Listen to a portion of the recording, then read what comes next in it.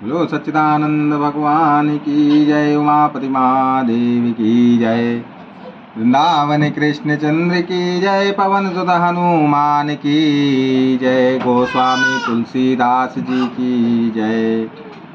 श्री गुरुदेव महाराज की जय। संपति चकै भरतु चक मुनियायस खिलवार। तेनि सियाश्रम पिंजरो राखे भावेनुसार। कीन निमंजनु तीरथ राजा। नाई मुनिन सिरु सहित समाजा। ऋषियायसुआ शिष सिर राखी। करी दंडवत बिन बहुभाषी। प्रातःकाल भरत जी ने तीर्थराज में स्नान किया और समाज सहित मुनियों को सिर नवाकर और ऋषि की आज्ञा तथा आशीर्वाद को सिर चढ़ाकर दंडवत करके बहुत विनती की। तादान्तर रास्ते की पहचान रखने वाले लोगों, कुशल पथ प्रदर्शकों के साथ लोगों को लिए हुए भरत जी चित्रकूट चित लगाए चले। भरत जी राम सखा गुह के हाथ में हाथ दिए हुए ऐसे जा रहे हैं मानो साक्षात प्रेम ही शरीर धारण किए हुए हो। ना तो उनके पैरों में जूते हैं और ना सिर पर छाया है। उनका प्रेम नियम व्रत और धर्म निष्कपट सच्चा है। वे सखा निषाद राज से लक्ष्मण जी, श्री राम जी और सीता जी के रास्ते की बातें पूछते हैं और वह कोमल वाणी से कहते हैं। श्री रामचंद्र जी के ठहरने की जगहों और वृक्षों को देखकर उनके हृदय में प्रेम रोके नहीं रुकता। भरत जी की यह दशा देखकर देवता फूल बरसाने लगे। पृथ्वी कोमल हो गई और मार्ग मंगल का मूल बन गया। बादल छाया किए जा रहे हैं। सुख देने वाली सुंदर हवा बह रही है। भरत जी के जाते समय मार्ग जैसा सुखदायक हुआ वैसा श्री रामचंद्र जी को भी नहीं हुआ था। रास्ते में असंख्य जड़ चेतन जीव थे। उनमें से जिनको प्रभु श्री रामचंद्र जी ने देखा अथवा जिन्होंने प्रभु श्री रामचंद्र जी को देखा वे सब उसी समय परम पद के अधिकारी हो गए। परंतु अब भरत जी के दर्शन ने तो उनका भव जन्म मरण रूपी रोग मिटा ही दिया। श्री राम दर्शन से तो वे परम पद के अधिकारी ही हुए थे, परंतु भरत दर्शन से उन्हें वह परम पद प्राप्त हो गया। भरत जी के लिए यह कोई बड़ी बात नहीं है, जिन्हें श्री राम जी स्वयं अपने मन में स्मरण करते रहते हैं। जगत में जो भी मनुष्य एक बार राम कह लेते हैं वे भी तारने वाले हो जाते हैं। फिर भरत जी तो श्री रामचंद्र जी के प्यारे तथा उनके छोटे भाई ठहरे। तब भला उनके लिए मार्ग मंगल सुखदायक कैसे ना हो। सिद्ध साधु और श्रेष्ठ मुनि ऐसा कह रहे हैं और भरत जी को देखकर हृदय में हर्ष लाभ करते हैं।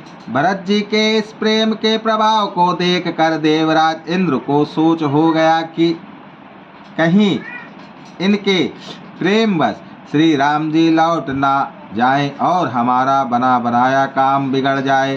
संसार भले के लिए भला और बुरे के लिए बुरा है। मनुष्य जैसा आप होता है जगत उसे वैसा ही दिखता है। उसने गुरु बृहस्पति जी से कहा, हे प्रभु वही उपाय कीजिए जिससे श्री रामचंद्र जी और भरत जी की भेंट ना हो। श्री रामचंद्र जी संकोची और प्रेम के वश हैं और भरत जी प्रेम के समुद्र हैं। बनी बनाई बात बिगड़ना चाहती है, इसीलिए कुछ छल ढूंढकर इसका उपाय कीजिए।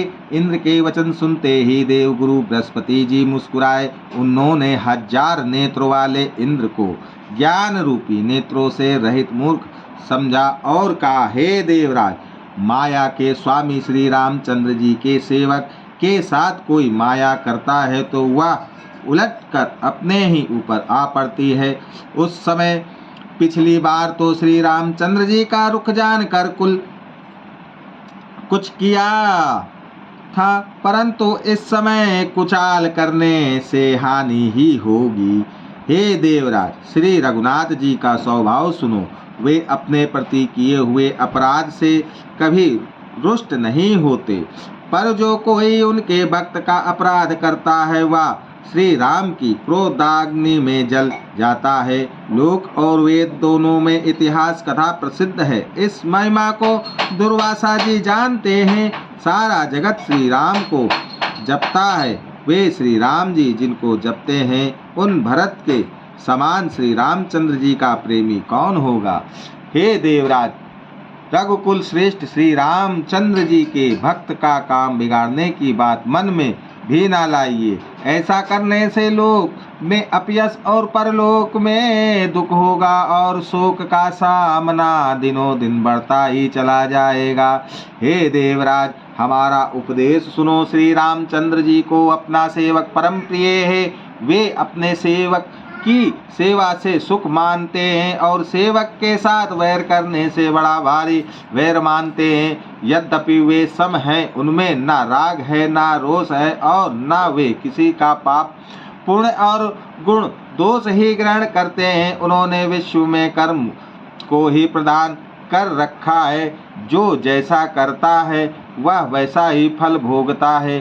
तथापि वे भक्त और अभक्त के हृदय के अनुसार सम और विषम व्यवहार करते हैं। भक्त को प्रेम से गले लगा लेते हैं और अभक्त को मार कर तार देते हैं। गुण रहित नीले मान रहित और सदा एक रस भगवान श्री राम भक्त के प्रेम बस ही सगुण हुए हैं।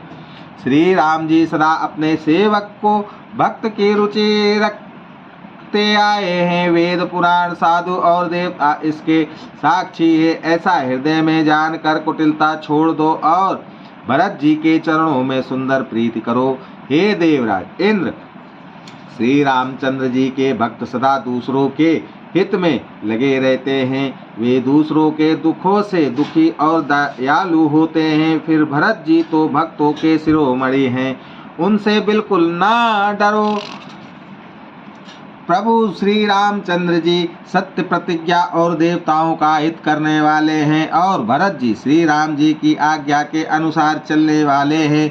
तुम व्यर्थ ही स्वार्थ के विशेष वश होकर व्याकुल हो रहे हो। इसमें भरत जी का कोई दोष नहीं, तुम्हारा ही मोह है। देवगुरु बृहस्पति जी की श्रेष्ठ वाणी सुनकर इंद्र के मन में बड़ा आनंद हुआ और उनकी चिंता मिट गई। तब हर्षित होकर देवराज फूल बरसाकर भरत जी के स्वभाव की सराहना करने लगे। इस प्रकार भरत जी मार्ग में चले जा रहे हैं। उनकी प्रेममयी दशा देखकर मुनि और सिद्ध लोग भी सियाते हैं। भरत जी जब ही राम कहकर लंबी सांस लेते हैं, तभी मानो चारों ओर प्रेम उमड़ पड़ता है। उनके प्रेम और दीनता से पूर्ण वचनों को सुनकर व्रज और पत्थर भी पिघल जाते हैं। अयोध्या वासियों का प्रेम कहते नहीं बनता। बीच में निवास मुकाम करके भरत जी यमुना जी के तट पर आए। यमुना जी का जल देखकर उनके नेत्र में जल भर आया। श्री रघुनाथ जी के श्याम रंग का सुंदर जल देखकर सारे समाज सहित भरत जी प्रेम विहाल होकर श्री राम जी के विरह रूपी समुद्र में डूबते डूबते विवेक रूपी जहाज पर चढ़ गए। अर्थात यमुना जी का श्याम वर्ण जल देखकर सब लोग श्याम वर्ण भगवान के प्रेम में विहाल हो गए और उन्हें ना पाकर विरह व्यर्थ से पीड़ित हो गए।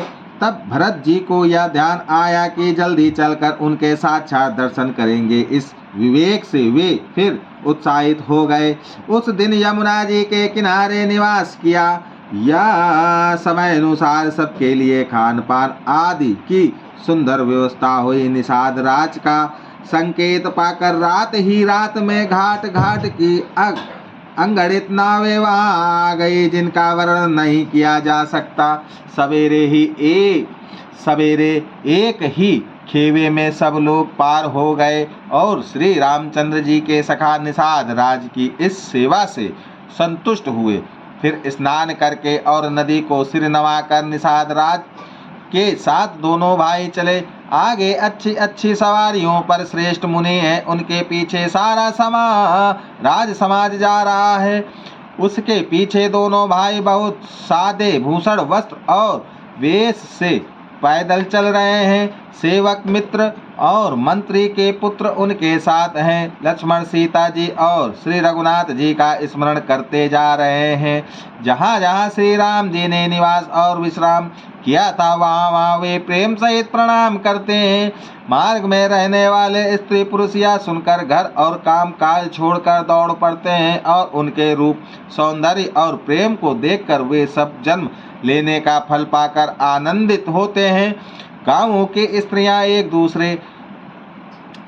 दूसरी से प्रेम पूर्वक कहती है, सखी ये राम लक्ष्मण हैं कि नहीं? हे सखी, इनकी अवस्था, शरीर और रंग रूप तो वही है। शील स्नेह उन्हीं के सदृश है और चाल भी उन्हीं के समान है। परंतु हे सखी, इनका ना तो वह वेश कल्प वस्त्रधारी मुनि वेश है, ना सीता जी ही संग है और इनके आगे चतुरंगी सेना चली जा रही है। फिर इनके मुख प्रसन्न नहीं है, इनके मन में खेद है।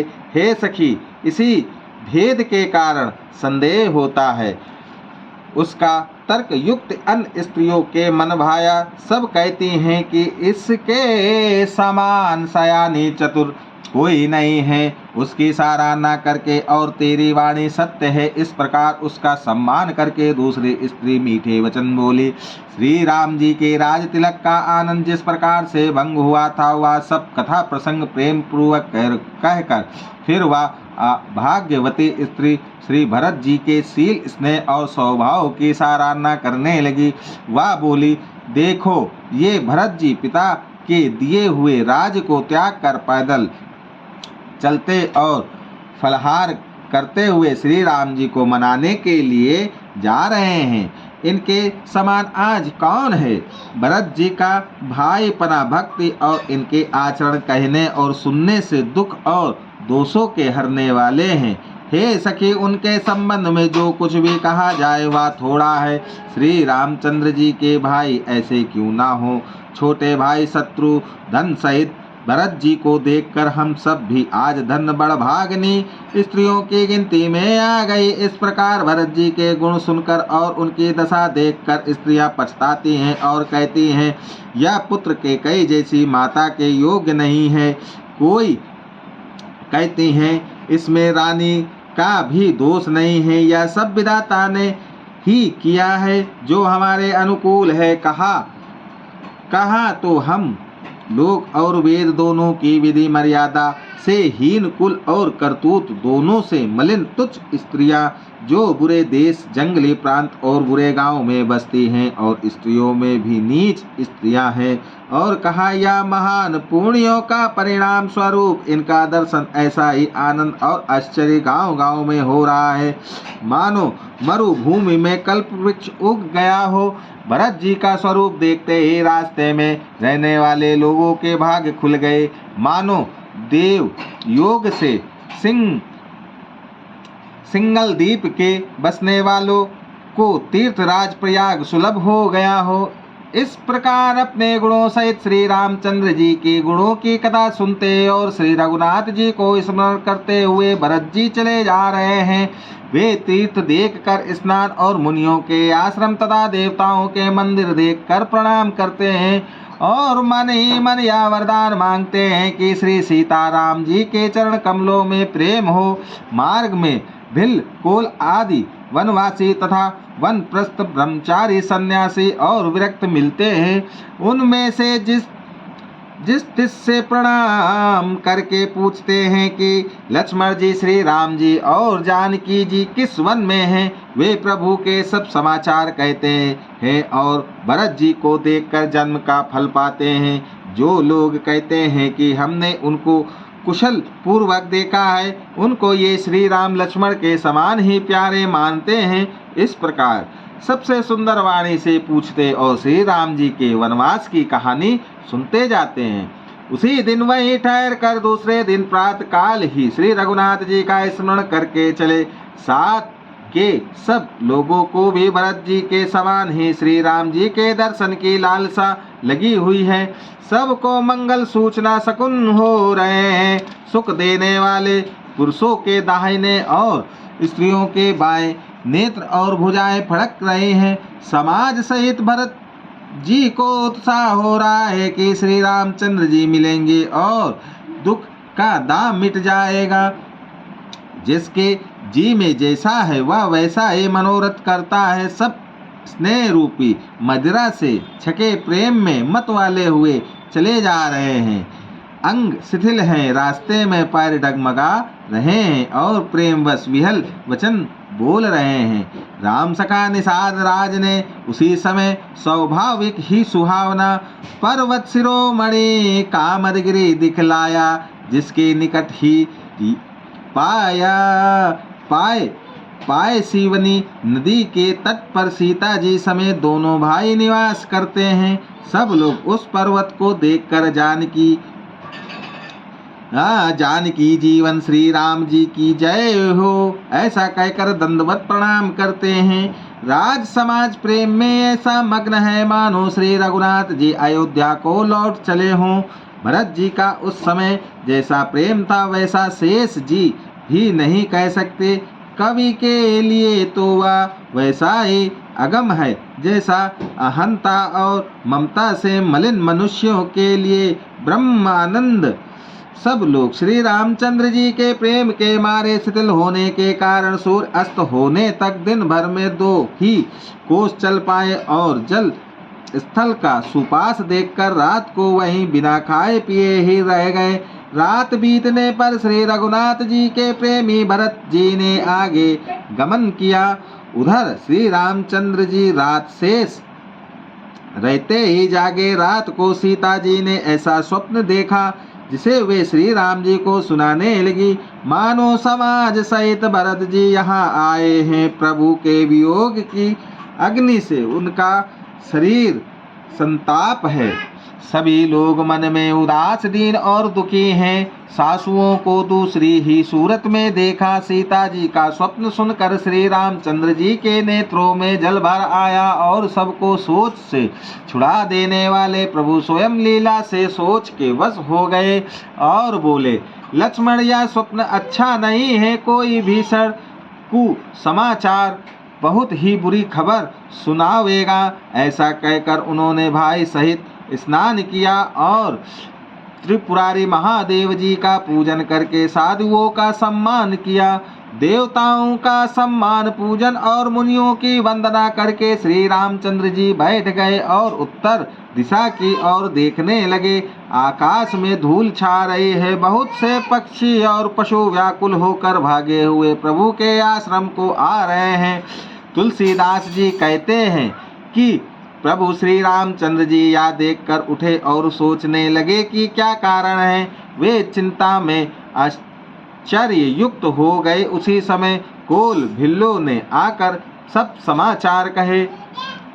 तुलसीदास जी कहते हैं कि सुंदर मंगल वचन सुनते ही श्री राम जी के मन में बड़ा आनंद हुआ। शरीर में पुलकावली छा गई और शरद ऋतु के कमल के समान नेत्र प्रेम आंसुओं से भर गए। सीतापति श्री रामचंद्र जी पुनः सोच के वश हो गए कि भरत के आने का क्या कारण है। फिर एक ने आकर ऐसा कहा कि उनके साथ में बड़ी भारी चतुरंगिणी सेना भी है। यह सुनकर श्री रामचंद्र जी को अत्यंत सोच हुआ। इधर तो पिता के वचन और उधर भाई का भरत जी का संकोच। भरत जी के स्वभाव को मन में समझकर तो प्रभु श्री रामचंद्र जी चित्त को ठहराने के लिए कोई स्थान ही नहीं पाते हैं। तब यह जानकर समाधान हो गया कि भरत साधु और सयाने हैं तथा मेरे कहने में आज्ञाकारी है। लक्ष्मण जी ने देखा कि प्रभु श्री राम जी के हृदय में चिंता है तो वे समय के अनुसार अपना नीति युक्त विचार कहने लगे। हे स्वामी, आपके बिना ही पूछे मैं कुछ कहता हूँ। सेवक समय पर ठिठाई करने से ठीक नहीं समझा जाता, अर्थात आप पूछे तब मैं कहूँ ऐसा अवसर नहीं है। इसलिए यह मेरा कहना ठिठाई नहीं होगा। हे स्वामी, आप सर्वज्ञों में शिरोमणि हैं, सब जानते हैं, सब जानते ही हैं। मैं सेवक तो अपनी समझ की बात कहता हूँ। हे नाथ, आप परम स्वद बिना ही कारण परम हित करने वाले सरल हृदय तथा शील और स्नेह के भंडार हैं। आपका सभी पर प्रेम और विश्वास है और अपने हृदय में सबको अपने ही समान जानते हैं, परंतु मूढ़ विषयी जीव प्रभुता पाकर मोहवश अपने असली स्वरूप को प्रकट कर देते हैं। भरत नीति परायण साधु और चतुर है तथा प्रभु आपके चरणों में उनका प्रेम है, इस बात को सारा जगत जानता है। वे भरत भी आज श्री राम जी आपका पद सिंहासन या अधिकार पाकर धर्म की मर्यादा को मिटा कर चले हैं। कुटिल खोटे भाई भरत कुसमय देखकर और यह जानकर कि राम जी आप वनवास में अकेले असहाय हैं, अपने मन में बुरा विचार करके समाज छोड़कर राज को निष्कंटक करने के लिए यहाँ आए हैं। करोड़ों अनेकों प्रकार की कुटिलताएं रच कर सेना बटोर कर दोनों भाई आए हैं। यदि इनके हृदय में कपट और कुचाल न होती तो रथ घोड़े और हाथियों की कतार ऐसे समय किसे सुहाती, परंतु भरत को ही व्यर्थ कौन दोष दे। राजपद पा जाने पर सारा जगत ही पागल मतवाला हो जाता है। चंद्रमा गुरु पत्नी गामी हुआ राजा नहुष ब्राह्मणों की पालकी पर चढ़ा हुआ और राजा वैन के समान नीच तो कोई नहीं होगा। जो लोक और वेद दोनों से विमुख हो गया, सहस्त्रबाहु देवराज इंद्र और त्रिशंकु आदि किसको राज मद ने कलंक नहीं दिया।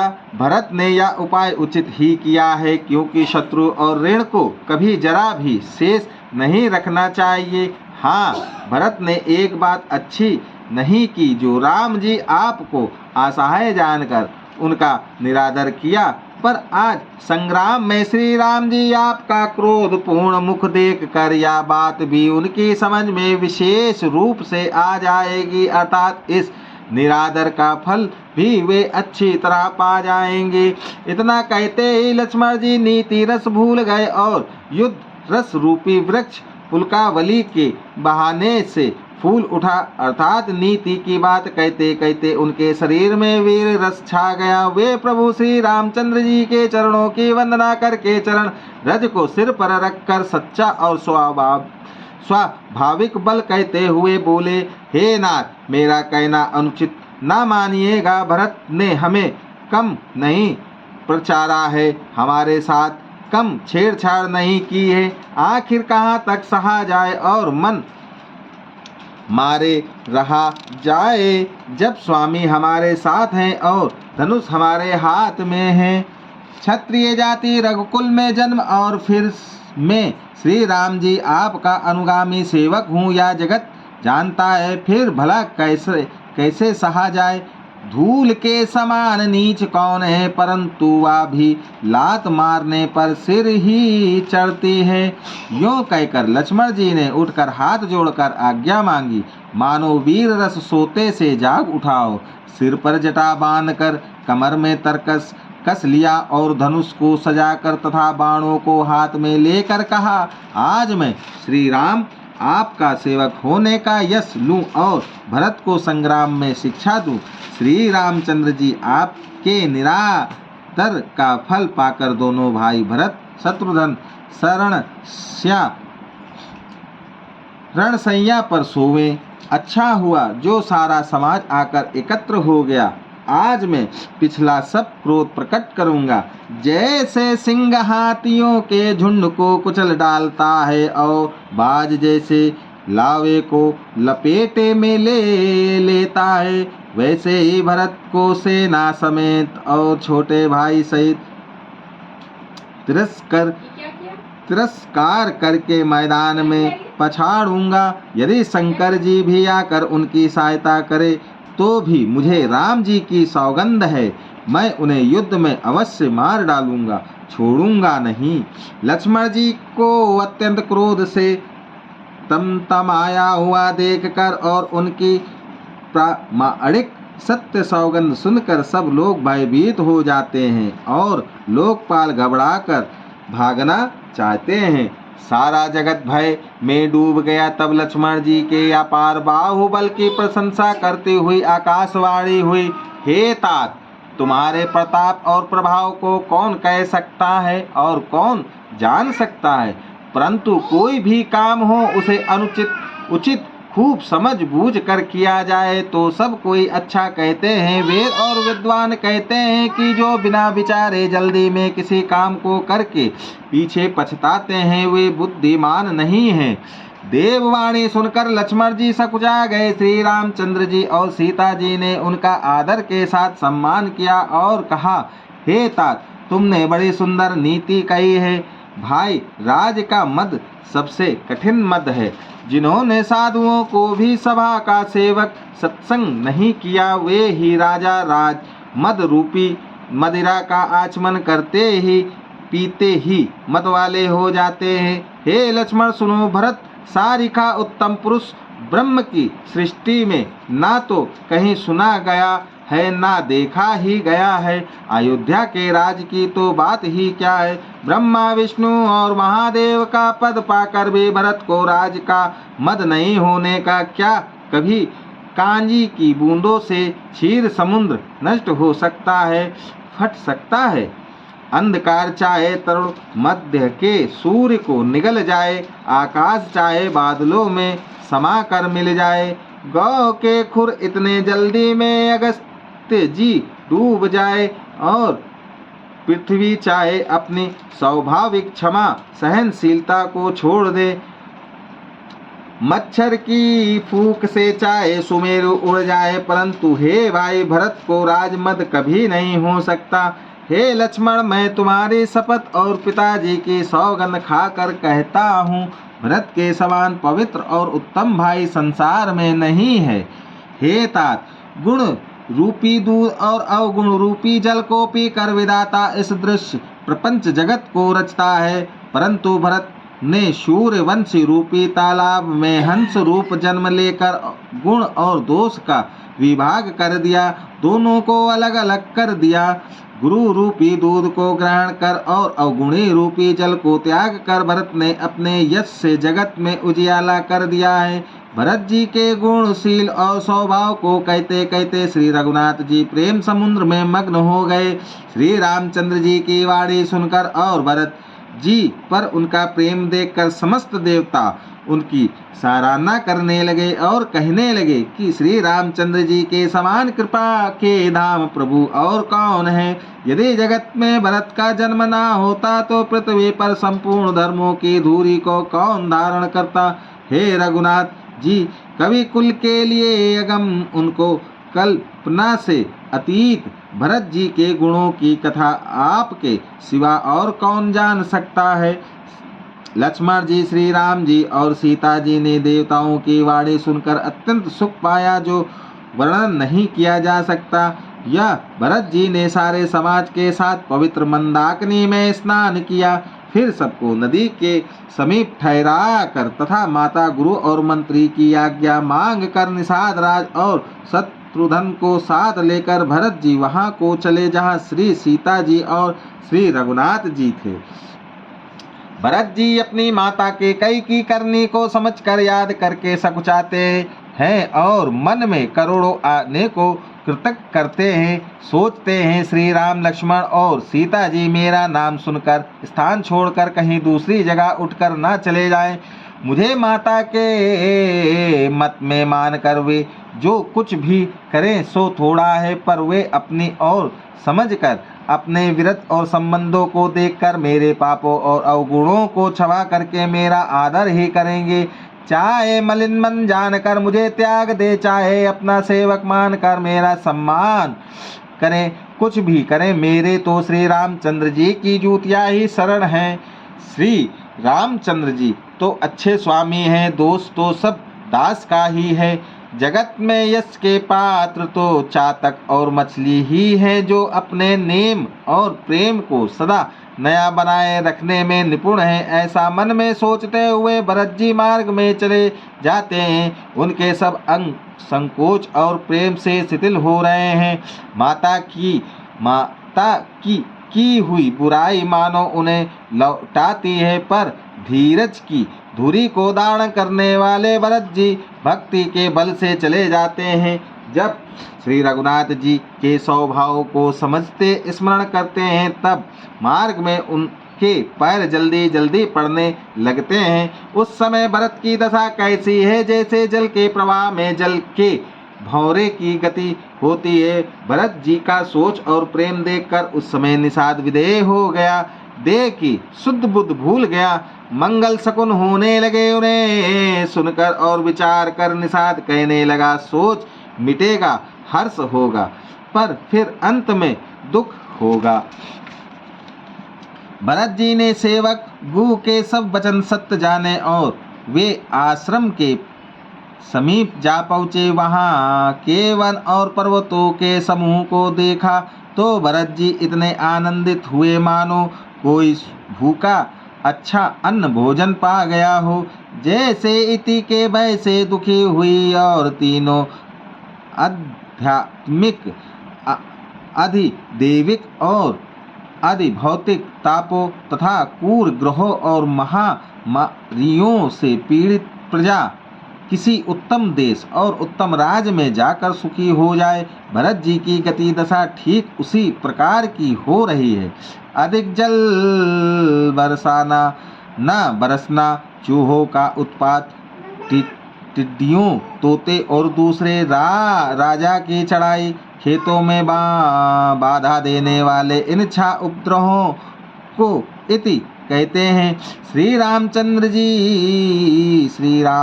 जी के निवास से वन की संपत्ति ऐसी सुशोभित है, मानो अच्छे राजा को पाकर प्रजा सुखी हो।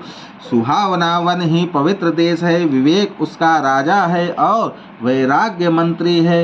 यम, अहिंसा, सत्य, अस्तेय, ब्रह्मचर्य और अपरिग्रह तथा नियम, शौच, संतोष, ताप, स्वाध्याय और ईश्वर प्राणिधान योद्धा है। पर्वत राजधानी है। शांति तथा सुबुद्धि दो सुंदर पवित्र रानियां हैं। वह श्रेष्ठ राजा राज्य के सब अंगों से पूर्ण है और श्री रामचंद्र जी के चरणों में आश्रित रहने वाले उसके चिंत में चाव, आनंद या उत्साह है। स्वामी, अमात्य, सुहृद, कोश, राष्ट्र, दुर्ग और सेना राज्य के ये 7 अंग हैं। मोह रूपी राजा को सेना सहित जीत कर विवेक रूपी राजा निष्कंटक राज कर रहा है। उसके नगर में सुख संपत्ति और सुकाल वर्तमान है। वन रूपी प्रांतों में जो मुनियों के बहुत से निवास स्थान हैं, वही मानो शहरों, नगरों, गांवों और खेड़ों का समूह है। बहुत से विचित्र पक्षी और अनेकों पशु ही मानो प्रजाओं का समाज है, जिसका वर्णन नहीं किया जा सकता। गेंडा, हाथी, सिंह, बाघ, सुअर, भैंस और बैलों को देखकर राजा के साज को सराहते ही बनता है। ये सब आपस का वैर छोड़कर जहाँ तहाँ एक साथ विचरते हैं। यही मानो चतुरंगड़ी सेना है। पानी के झरने झर रहे हैं और मत वाले हाथी चिगाड़ रहे हैं। वे मानो वहाँ अनेकों प्रकार के नंगाड़े बज रहे हैं। चकवा, चकोर, पपिया, तोता तथा कोयलों के समूह और सुंदर हंस प्रसन्न मन से गुंज रहे हैं। भंवरों के समूह गुंजार कर रहे हैं और मोर नाच रहे हैं। मानो उस अच्छे राज्य में चारों ओर मंगल हो रहा है। बेल, वृक्ष, तृण सब फल और फूलों से युक्त हैं। सारा समाज आनंद और मंगल का मूल बन रहा है। श्री राम जी के पर्वत की शोभा देख कर भरत जी के हृदय में अत्यंत प्रेम हुआ। जैसे तपस्वी नियम की संपत्ति होने पर तपस्या का फल पाकर सुखी होता है। लो सियापति रामचंद्र की जय। संपरायण विश्वा विश्राम नवा प्राणाय पांचवा विश्राम। गो सच्चिदानंद भगवान की जय, उमापति महादेव की जय, वृंदावन कृष्ण चंद्र की जय, पवन सुत हनुमान की जय, गोस्वामी तुलसीदास जी की जय, श्री गुरुदेव महाराज की जय।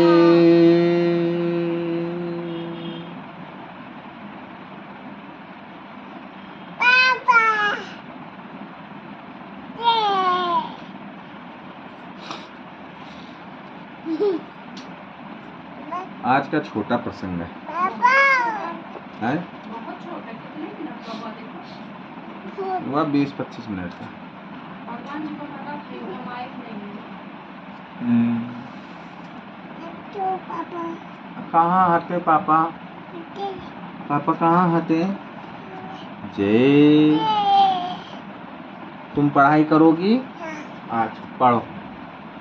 सीताराम सीताराम सीताराम जय सीताराम, सीताराम सीताराम सीताराम जय सीताराम, सीताराम सीताराम सीताराम जय सीताराम, सीताराम सीताराम सीताराम जय सीताराम। मंगल भवनय मंगलहारी, द्रवहु सुदशरथ अजर बिहारी, मंगल भवनय मंगलहारी, द्रवहु सुदशरथ अजर बिहारी, मंगल भवनय मंगलहारी।